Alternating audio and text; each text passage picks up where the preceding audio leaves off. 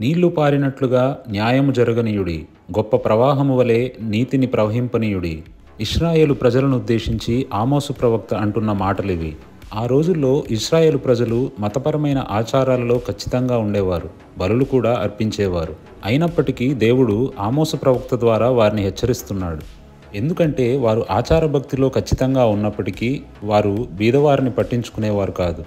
ఎక్కడైనా అన్యాయం జరిగితే దాన్ని ఖండించేవారు కాదు. ఈరోజు మన చుట్టూ ఎవరైనా కష్టాల్లో ఉంటే వారికి మన చేతనైనంత సహాయం చేయలేనప్పుడు మనం చేసే భక్తి దేవుడికి నచ్చుతుందంటారా? క్రియలు లేని విశ్వాసం వ్యర్థమని ఉంది కదా. తండ్రి అయిన దేవుని ఎదుట పవిత్రమును నిష్కలంకమును అయిన భక్తి ఏదనగా దిక్కులేని పిల్లలను విధవరాండ్రను వారి ఆపదలలో పరామర్శించుటయు, ఇహలోక మాలిన్యము తన కంటకుండా తన్ను తాను కాపాడుకొనుటయే.